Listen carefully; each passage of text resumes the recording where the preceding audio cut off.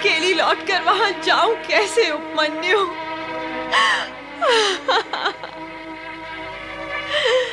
अरे वहां ना जाऊं तो फिर कहां जाऊं? उपमन्यु!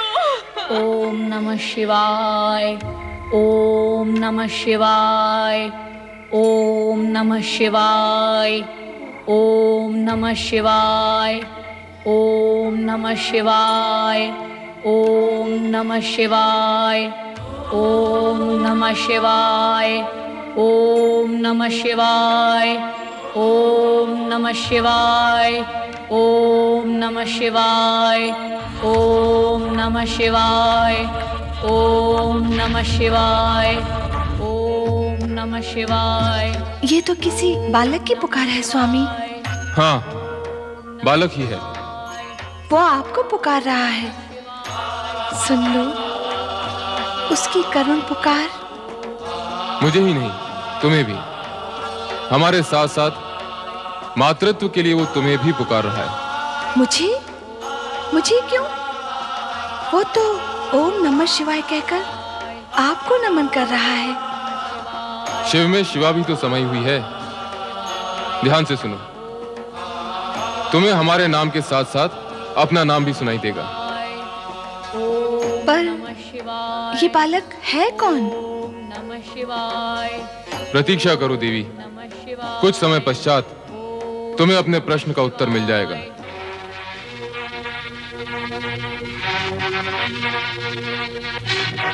क्यों री?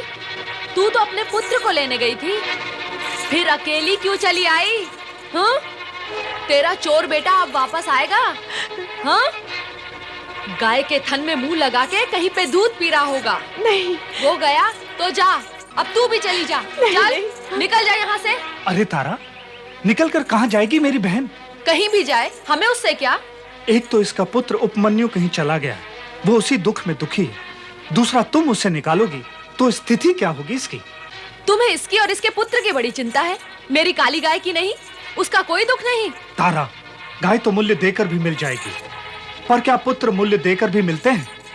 मेरी बहन कहीं नहीं जाएगी, वो यहीं रहेगी। भूले भटके से जिस दिन भी इसका पुत्र मिल जाएगा, उस दिन से ये यहाँ नहीं रहेगी, समझे? हाँ? तारा! भैया, उपमन्यु। ओम नमः शिवाय, ओम नमः शिवाय, ओम नमः शिवाय, ओम नमः शिवाय, ओम नमः शिवाय, ओम नमः शिवाय, ओम नमः शिवाय, ओम नमः शिवाय, ओम नमः शिवाय, ओम नमः शिवाय, ऋषि व्याघ्रपाद का पुत्र उपमन्यु नमः शिवाय, शिव आराधना में निमग्न है।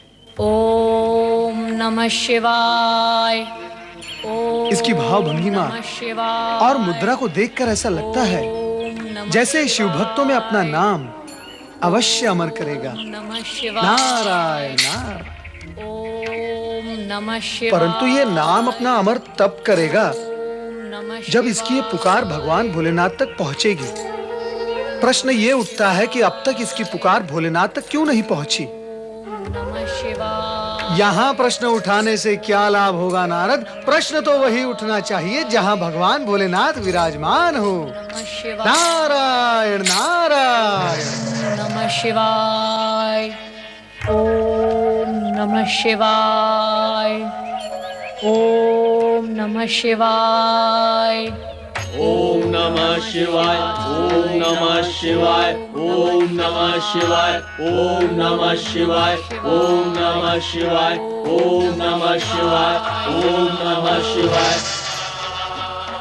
नाथ, आप कहाँ अदृश्य हो गए? नारायण नारायण नारायण। अरे भगवान भोलेश्वर कहाँ चले गए? माता पार्वती, मेरा प्रणाम स्वीकार करते हुए आप मुझे ये बताएं कि आपने भगवान भोलेनाथ को कहाँ भेज दिया? नारद, वे मेरे भेजे हुए कहीं जाते हैं क्या? जब उनका भक्त उनका नाम भजता है तो वो भागते हैं, फिर वे किसी की नहीं सुनते। नारायण नारायण, समझ गया माता, मैं समझ गया। भगवान भोलेनाथ अपने भक्त बालक उपमन्यु से प्रभावित होकर उसके पास गए होंगे। ऐसा ही हुआ होगा देव ऋषि। ओम नमः शिवाय की ध्वनि से कैलाश कंपायमान हुआ था। कैलाश ही नहीं, भक्त की पुकार पर तो तीनों लोग कंपायमान होते हैं नंदी महाराज।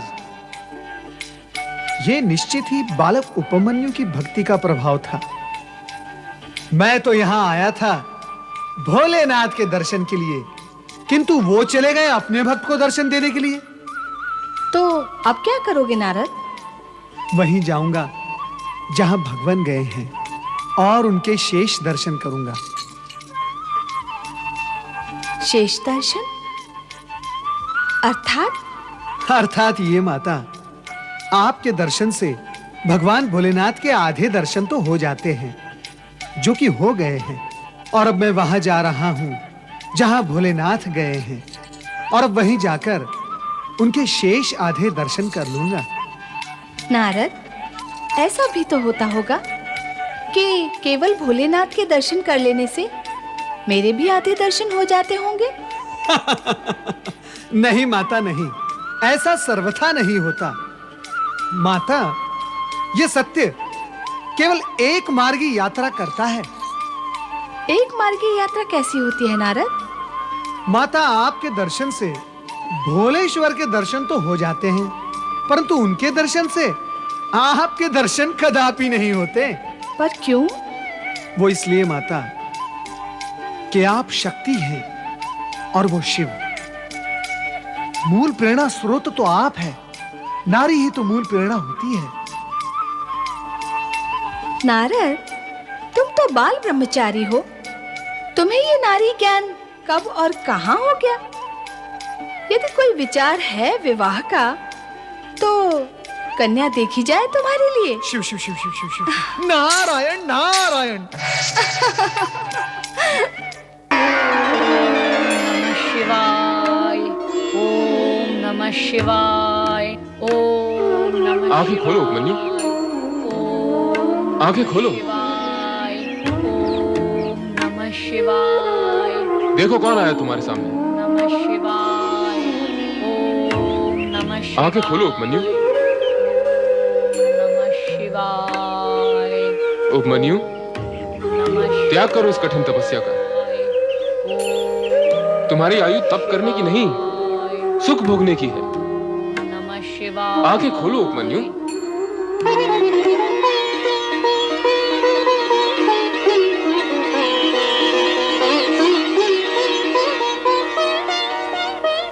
प्रिय उपमन्यु, मैं तुम्हारी दरिद्रता दूर करने आया हूं, तुम्हें स्वर्ग का सुख प्रदान करने आया हूं। ऐसा सुख जिसकी तुमने कभी स्वप्न में भी कल्पना नहीं की होगी। आप स्वर्ग के राजा इंद्र महाराज हैं? हाँ, स्वर्ग का अधिपति देवराज इंद्र हूं मैं। आपको अनेकानेक प्रणाम। पर इंद्र महाराज, मैंने न तो आपकी आराधना करके आपको बुलाया और न स्वर्ग के सुख की कामना की है, फिर क्यों आप मेरी आराधना में विघ्न डालने आ गए हैं? क्या मैं तुम्हारी आराधना में विघ्न डालने आया हूं? अरे भोले बालक, मैं तो तुम्हारा हित करने आया हूं, पर ये तो बताओ कि तुम आराधना किसकी कर रहे हो? देवों के देव भोलेनाथ भगवान शिव की। अरे अरे अरे अरे, उस भभूतधारी भूतनाथ की आराधना कर रहे हो तुम? इंद्र महाराज, मैं यदि कहूँ कि बड़ों का नाम बड़े आदर से लेना चाहिए, तो आपको लगेगा यह बालक बड़ों के सामने बड़ी बातें कर रहा है। आप तीनों लोकों में पूजे जाने वाले भगवान शिव का नाम छोटे मन और खोटे शब्दों से ले रहे हैं। अरे, बालक होकर बड़ों की भांति तर्क करता है। सत्य को समझने की ना तेरे पास आयु है ना अनुभव, फिर ज्ञान कहां से होगा? मैं तेरा हित सोच रहा हूं बालक। मेरा हित सोचने के लिए भगवान शिव को अपशब्द कहना क्या आवश्यक है इंद्र महाराज? नहीं उपमन्यु, उन्हें अपशब्द कहना मेरा अभिप्राय नहीं। मेरा अभिप्राय तो केवल इतना है कि तुम्हें यह ज्ञान दे सकूं कि शिव की आराधना में अपना समय नष्ट न करो। तुम्हें तनिक भी लाभ होने वाला नहीं है। तुम स्वयं सोचो, जिसके पास भभूत के अतिरिक्त अन्य कुछ भी नहीं है, वो तुम्हें क्या देगा? देने लेने का विचार तो व्यापारी करते हैं इंद्र महाराज, आराधना करने वाले आराधक नहीं। मेरी माता और स्वर्गीय पिता ने मुझे यही ज्ञान दिया है कि इस जगत में शिव से श्रेष्ठ अन्य कोई वरदाता है ही नहीं, और माता पिता का दिया हुआ ज्ञान कभी असत्य नहीं होता। वो शमशान वासी और श्रेष्ठ वरदाता? किस भ्रम में पड़े हो उपमन्यु? मेरे भ्रम के कारण आप क्यों चिंता में पड़े हैं इंद्र महाराज? अपना भ्रम मुझे प्रिय है। आपसे विलंब प्रार्थना है कि आप यहाँ से चले जाएं और मुझे शिव आराधना करने दें। अरे निर्बुद्धि, तू तो ज्ञान शून्य और अनुभव शून्य है। तुझे तो ज्ञान ही नहीं है कि शिव कभी किसी का कुछ हित नहीं करता। मैं स्वर्ग का सम्राट, देवताओं का राजा, स्वयं तेरे पास आया हूँ तेरे दुख निवारण के लिए, तुझे स्वर्ग ले जाने के लिए, स्वर्गीय सुख सुविधाएं प्रदान करने के लिए, और तू है कि अपनी हट पर अड़ा हुआ है। अरे मूर्ख बालक, बड़े बड़े ऋषि मुनि और ध्यानी ज्ञानी भी निरंतर कठोर तपस्या करने के पश्चात स्वर्ग की एक झलक तक नहीं पा सकते, और मैं तुझे वहां का स्थान और सुख उपलब्ध करवा रहा हूँ। इंद्र महाराज, आप तो अपनी गरिमा भी भूल गए। अब मुझे तो लाज आती है आपसे कुछ कहते हुए। आपको उत्तर देने के लिए यदि मेरे शब्दों में कठोरता आई तो उसका प्रभाव मेरी आराधना पर पड़ेगा। कहो तो, तुम कहना क्या चाहते हो? यही कि आपने मुझे क्या कोई भूखा या लोभी पक्षी समझ लिया है, और क्या आपका स्वर्गीय सुख कोई दाना है जिसे आप बार बार मेरी ओर फेंक रहे हैं ताकि मैं उसे चुग लूं और भगवान शिव की आराधना से विचलित होकर लोभ से भरे आपके सुखजाल में फंस जाऊं? नहीं, ऐसा नहीं होगा। अब आप चाहे रहे अथवा जाएं, मैं अपने आराध्य भगवान शिव के चरणों में जाता हूँ। ओम नमः शिवाय। नमः शिवाय। ये क्या? शिवजी ने देवराज इंद्र का रूप धारण कर रखा है। अब देवराज इंद्र की कुशल नहीं, मुझे तुरंत जाकर देवराज इंद्र को सावधान करना होगा। चलो नारद। नारायण नारायण नारायण नारायण नारायण, श्रीमन नारायण नारायण नारायण। मन तो वाणी को प्रेरित कर रहा है कि कहूँ कल्याण भव, किंतु आत्मा का संकेत है कि मिथ्याचरण करके सत्य को प्रकट करना पाप है। क्या कुछ अनिष्ट की आशंका है देव ऋषि? भोग के पश्चात रोग के होने की आशंका ही नहीं रह जाती। रोग का होना यह निश्चित सत्य है, और ये सत्य आप भी जानते हैं देवगुरु। आपका संकेत हमारे। संकोच न करे देवराज। मेरा अभिप्राय आपकी ऐश्वर्यपूर्ण और सौभाग्यपूर्ण जीवन शैली से ही है। मैं तो आपको और समस्त देवगण को बधाई देना चाहता हूँ कि विधाता ने आपको कैसा व्यासपूर्ण जीवन प्रदान किया है। स्वर्ग का संपूर्ण सुख, सौंदर्य और यौन यहाँ उन्माद है। गीत, संगीत और नृत्य की मादकता यहाँ है। क्या कुछ नहीं, यहाँ सब कुछ है। ये सब तो भोग के साधन है देवर्षि, परंतु आप तो रोग की चर्चा कर रहे थे। हाँ देवराज, भोगी जब तक भोगों को भोगता है तब तक रोग आपस में चर्चा करते हुए भोगियों के समीप आ ही पहुंचते हैं। नारायण नारायण। देवर्षि, आपकी वाणी में व्यंग का भार अनुभव हो रहा है। अभी तक आपको अनुभव ही हो रहा है, क्या नहीं हुआ? देवराज, आप यहाँ विलास में डूबे हुए हैं और वहाँ आपके स्वर्ग पर अधिकार करने का आयोजन हो रहा है। आप किसके विषय में कह रहे हैं देवर्षि? अब क्या बताऊं, और ना बताऊं तो क्यों ना बताऊं? सोचता हूं बता ही दूं, पर क्यों बताऊं? और बताऊं भी तो कैसे बताऊं? बताओ। सदा बताते हैं, वैसे बताएं। सदा जब बताता रहा हूं तो विषय के केंद्र में कोई न कोई असुर अवश्य होता था, पर इस बार क्या कोई मानव है? अरे देवराज, मानव होता तो चिंता न होती। मुझे बताओ देवराज। तो क्या कोई ऋषि मुनि तपस्वी है? देवराज, ऋषि मुनि और तपस्वी आपकी कूटनीति के समक्ष कहाँ टिक पाए हैं? उन सबके पास तो आपने अप्सराएं भेजकर उनका तप खंडित कर डाला है। नारायण नारायण। दानव नहीं, मानव नहीं, ऋषि मुनि तपस्वी भी नहीं, तो फिर कौन है देवर्षि? कौन है वो जो इस स्वर्ग पर अधिकार करना चाहता है? देवताओं के होने का तो प्रश्न ही नहीं उठता। बताओ क्यों नहीं? वो इसलिए क्योंकि देवताओं को तो स्वर्ग प्राप्त ही है। नारायण नारायण। जिन देवगण को स्वर्ग प्राप्त है उनके अतिरिक्त भी तो अन्य देव हैं। फिर तो त्रिदेव ही हैं। ब्रह्मा, विष्णु और महेश। देवर्षि, क्या इन तीनों में से स्वर्ग का कोई इच्छुक है? ब्रह्मा और विष्णु भी इनके सम्मुख। नारायण नारायण। अब बता भी दे देवर्षि, क्या आप भोलेनाथ की बात कर रहे हैं? आपका अनुमान सत्य निकला देवी सची। देवर्षि, भगवान भोलेनाथ स्वर्ग पर अधिकार करना चाहते हैं। और क्यों? क्यों? ताकि आपका यह अमोद प्रमोद और भोग विलास सदा सदा के लिए समाप्त हो जाए। मुझे नहीं लगता कि भगवान शिव शंकर ऐसा करेंगे। लगता तो मुझे भी नहीं है देवर्षि। नारायण नारायण। अर्थात आपको मेरी वाणी पर विश्वास नहीं देवराज।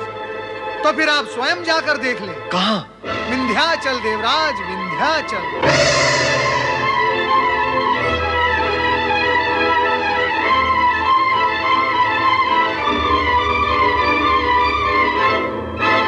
गुरुदेव, ये क्या अनिष्ट होने जा रहा है?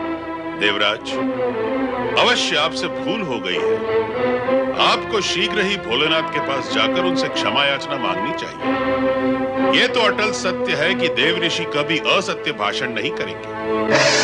ओम नमः शिवाय, ओम नमः शिवाय, ओम नमः शिवाय, ओम नमः शिवाय। हे भक्त, अब आरंभ होती है तेरी भक्ति की अग्नि परीक्षा। नमः शिवाय, ओम नमः शिवाय,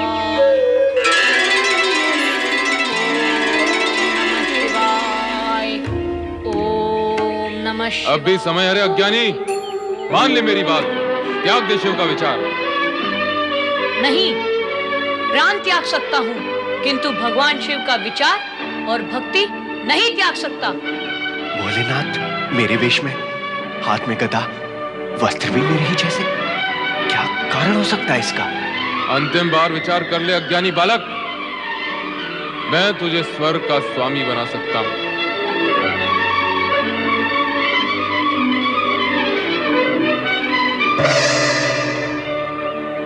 नहीं चाहिए मुझे स्वर्ग, मुझे केवल शिव दर्शन चाहिए, शिव चरणों का प्रसाद चाहिए। बोलो, दिला सकते हो? नहीं, बस तुम मुझे क्या शिव दर्शन कराओगे? मैं स्वयं शिव को प्रसन्न करूंगा। ओम नमः शिवाय, ओम नमः शिवाय,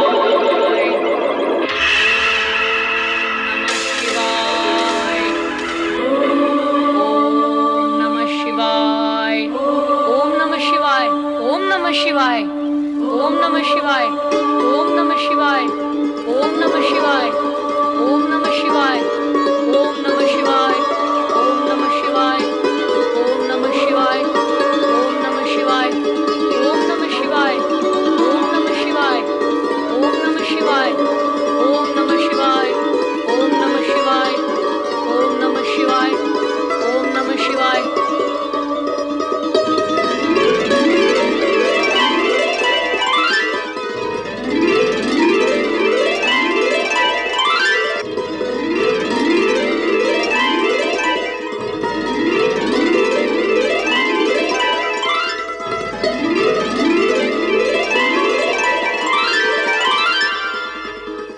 शिवाय, ओम नमः शिवाय, ओम नमः शिवाय, ओम नमः शिवाय।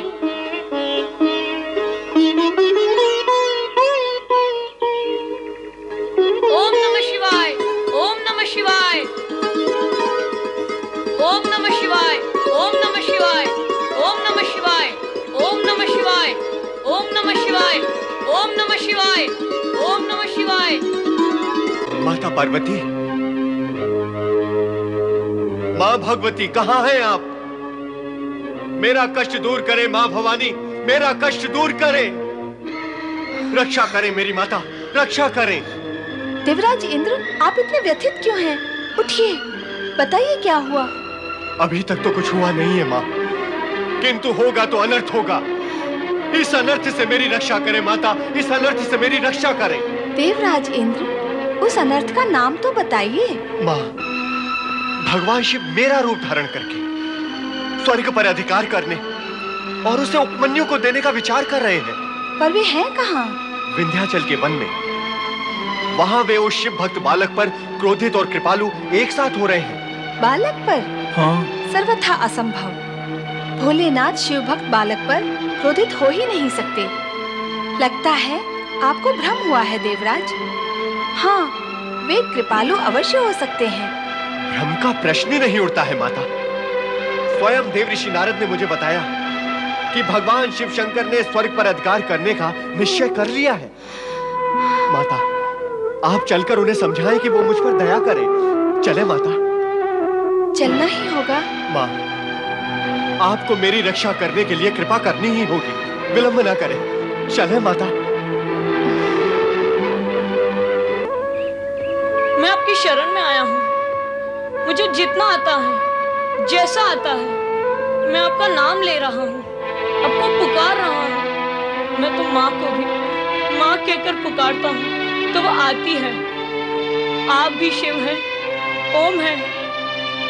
मेरी पुकार सुनो, मुझे दर्शन दो भगवान, मुझे दर्शन दो। तुम तो सारे जगत के पिता हो। मैंने सुना है कि माता पिता तो बालक की एक पुकार पर दौड़े चले आते हैं। फिर आप क्यों नहीं आ रहे? क्या मुझसे अप्रसन्न है? बोलो भगवान, बोलो बोलो जगत पिता, बोलो। अरे हठ धर्मी बालक, तू फिर विचार कर ले। तुझे स्वर्ग मिल सकता है। तेरी माँ और तेरे पूर्ण परिवार को स्वर्ग सुख मिल सकता है। आप यहाँ भी आ गए? तेरी भलाई के लिए। तेरी माँ को स्वर्ग सुख मिलेगा तो तेरा पुत्र धर्म सफल हो जाएगा। और धर्म की सफलता से बढ़कर अन्य क्या कर्म और उपलब्धि हो सकती है रे बालक? धर्म और कर्म का ज्ञान तेरे जीवन को सुखी बनाएगा। नहीं नहीं नहीं, मुझे धर्म कर्म जानना भी नहीं है।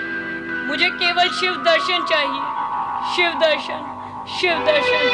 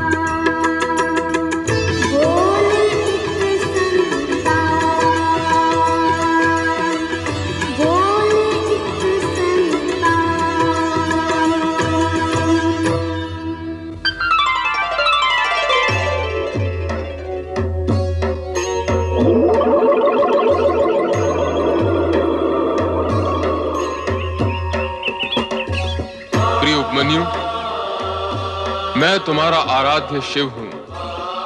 आंखें खोलो पुत्र, आंखें खोलो।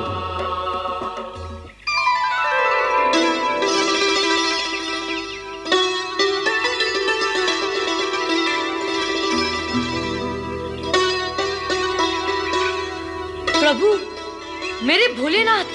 प्रिय भक्त उपमन्यु, मेरे द्वारा ली गई कठोर से कठोरतम परीक्षा में तुम खरे उतरे हो। इस अल्प आयु में निरे बालक होते हुए भी तुमने स्वर्ग के प्रलोभन तक को ठुकरा दिया। मुझे तुम जैसे संतोषी प्राणी ही प्रिय हैं। मैं तुमसे अत्यंत प्रसन्न हूं। तुम्हारा नाम नैष्टिक शिव भक्तों में अमर रहेगा। भोलेनाथ की जय हो। आओ पुत्र उपमन्यु, पितृभाव से मैं तुम्हें हृदय से लगाने के लिए उत्सुक हूं। प्रभु, आओ पुत्र उपमन्यु। मेरे आराध्य, मेरे भोलेनाथ, मेरे शिव, मेरे भगवान, मेरे स्वामी, मेरे आराध्य, मेरे भोलेनाथ, मेरे शिव। मैंने कहा था ना देवी कि तुम्हारा पुत्र वियोग शीघ्र ही समाप्त होगा। ये देखो, तुम्हें उपमन्यु के रूप में एक और पुत्र प्राप्त हुआ है। इसे तुम अपनी ममता का वरदान दो। जाओ पुत्र। माता पार्वती को प्रणाम। पुत्र उपमन्यु,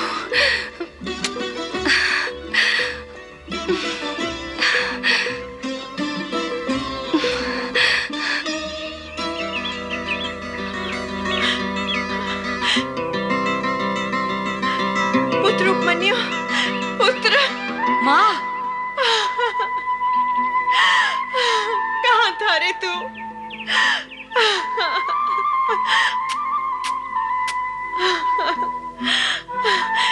तूने मेरा स्वप्न साकार कर दिया पुत्र। स्वयं भगवान शिव और माता पार्वती ने तुझे अपना पुत्र स्वीकार किया है। अरे, शिव और पार्वती की जो कृपा तुझे प्राप्त हुई है वो तो देवगण भी प्राप्त नहीं कर सकते। देव तुल्य संपदा प्राप्त कर ली तूने पुत्र। देवराज, आज तो आप प्रसन्न मुद्रा में हैं, किंतु इससे पूर्व जब आप आए थे तब आपके मुख पर भय और चिंता व्याप्त थे।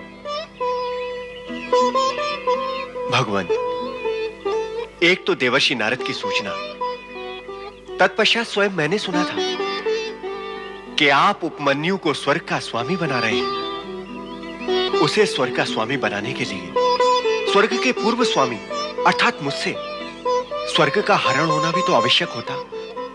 इसीलिए मैं दुविधा की स्थिति में था। सत्य तो यह है देवराज कि नारद ने आपको भ्रमित किया और आप यहां चले आए, किंतु जो कुछ आपने देखा और सुना वो भी सत्य नहीं था। समझ गया भोलेनाथ, वो सब आपकी लीला थी।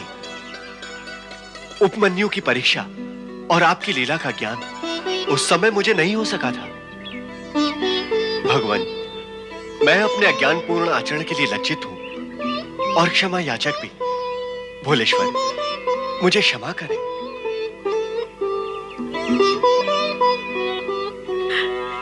माता पार्वती और भगवान शिव को मेरा प्रणाम। भगवान, मेरे पुत्र उपमन्यु ने दरिद्रता में जन्म लिया और दरिद्रता में ही पला। इसने घोर कष्ट सहे हैं दीनानाथ। सुख के नाम से तो कभी इसका परिचय ही नहीं हुआ। दूध पीने की इसकी इच्छा मैं कभी पूरी नहीं कर सकी। भगवान, देविका, तुमने अपने पुत्र से कहा था कि शिव की आराधना करने से उसे दूध का सागर प्राप्त होगा। तुम्हारी इसी वाणी को सत्य प्रमाणित करने के लिए हम इसी समय उपमन्यु को क्षीर सागर प्रदान करते हैं, जो कभी भी समाप्त नहीं होगा। आओ मेरे साथ।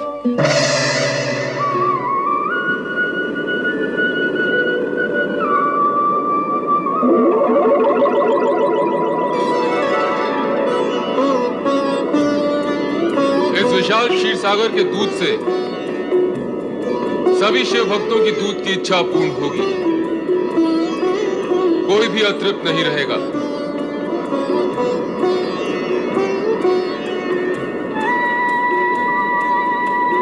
पुत्र, मैं तुम्हें अक्षय वरदान देती हूँ कि तुम चिर कुमार रहकर शिव भक्ति तथा ज्ञान के प्रकाश द्वारा जन जन में भक्ति और सद्भावना का प्रचार प्रसार करते रहोगे।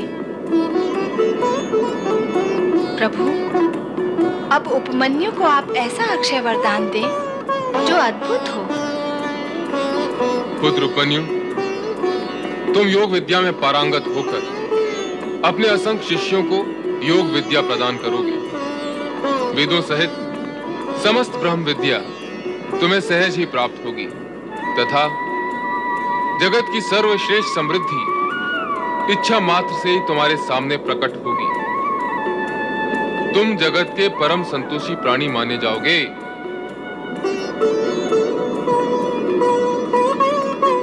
प्रभु, आपकी कृपा के अतिरिक्त अन्य मुझे कुछ भी इच्छा नहीं है। ओम नमः शिवाय। प्रणाम देवेश्वर, प्रणाम माता। आपके दर्शन हुए और क्या देवर्षि?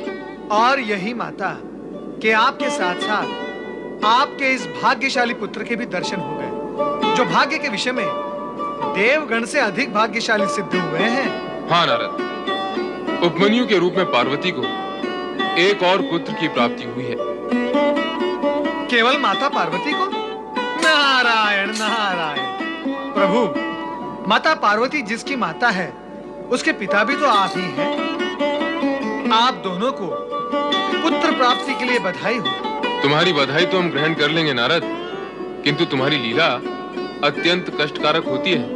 मेरी लीला? नारायण नारायण। हे त्रिकालदर्शी, लीलाकारी तो आप हैं। मैं कहाँ ये लीला वीला जानता हूँ। जानते ही नहीं, तुम लीलाएं करते भी हो। तुमने हमारा इंद्र रूप देखकर इंद्र को भयभीत कर दिया था। देवराज इंद्र की सभी इंद्रियां डामाडोल हो गई थी। वो सब कुछ तो अब सिमट चुका है, किंतु अब उपमन्यु को हमारे पुत्र के रूप में देखकर तुम कहीं कार्तिकेय और गणेश को भ्रमित मत कर देना।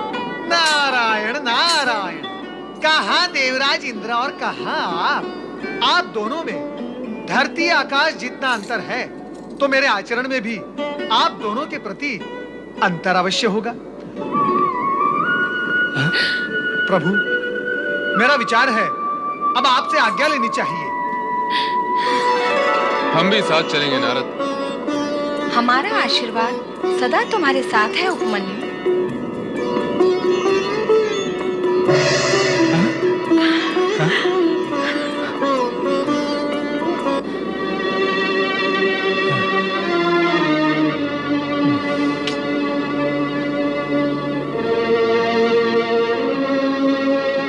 हमें क्षमा कर दो बहन।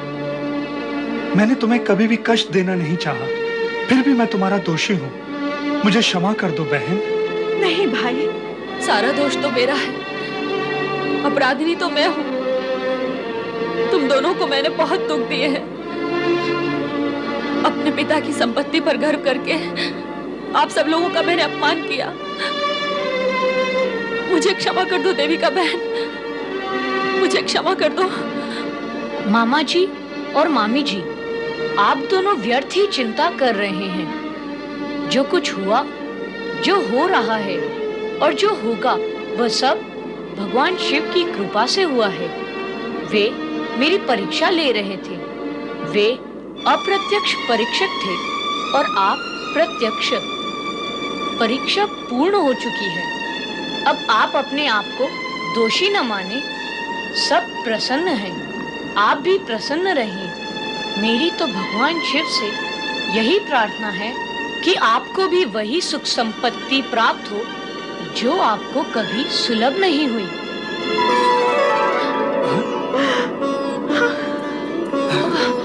अरे क्या?